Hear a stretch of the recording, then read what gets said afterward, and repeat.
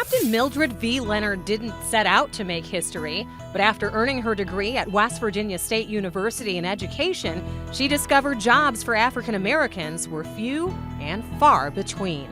Had it not been for the inopportunity race-wise, she might not have done some of the things that she did. Needing a job, Captain Leonard followed in her brother's footsteps, joining the U.S. Army during World War II. In time, she was chosen to be a member of the 688th Battalion. It was the only black female Army Corps to serve overseas, and she then became one of the first black female captains. When she did do something, she certainly excelled at it. When she was in the Army, she didn't go in with the idea of being an officer. I guess they spotted her talent and selected her. In 1945, she sailed with the first contingent to England for their first assignment. Her daughter Myra says, in letters she wrote back to her family, she can see her vibrant spirit come off the pages. It was such an opportunity for me to see her as a person. You could see her enthusiasm and excitement when they arrived in England. She talks about how wonderful the people were, how well they were treated, how they would invite them for tea. I got to see her in a whole different light. After serving overseas for more than a year, Captain Leonard returned to the United States to join her brother at Selfridge Army Airfield, as she earned her master's degree on the GI Bill at the University of Michigan and met her husband. Because no schools would hire a black woman to teach, she became one of Detroit's first black female police officers for a short time before getting her chance to use her education degrees. She became a police officer because at that time, police officers were mostly, at least the women, they were more social workers.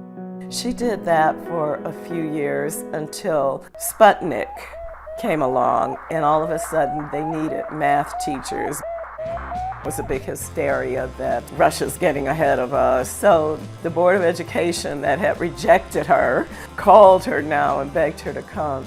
Captain Leonard then became Mrs. Leonard, teaching and counseling in Detroit public schools for more than 30 years. Her greatest work was as a teacher.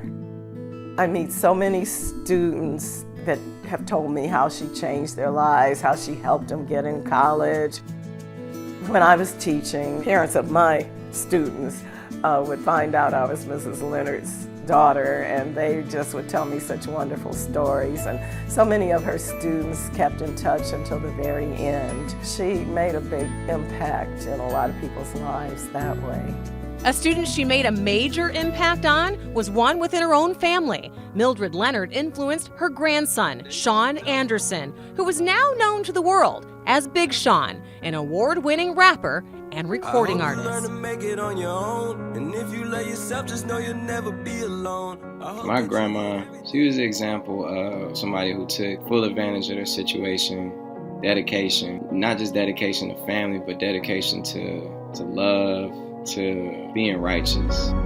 My grandma told me if you write your name in stone, you'll never get the white out. She just inspired me to have a vision, stick to it, see it through. I'm 100% sure that she's a major part of the reason that I'm the way I am today.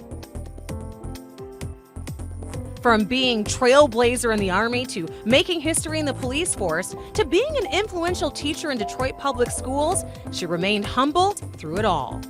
She was a quiet, strong, modest pillar of the community. I think when you are living something, I don't think you are necessarily aware of the history or the battles that you're overcoming.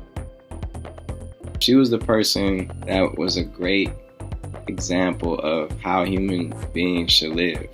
Captain Leonard was so humble when asked what she would probably say about receiving this award, her daughter could only imagine her remarks. I think she'd be surprised and would probably say, well, I didn't know I was that great. For charting her own path and leading our community, we salute Captain Mildred V. Leonard, a distinguished warrior.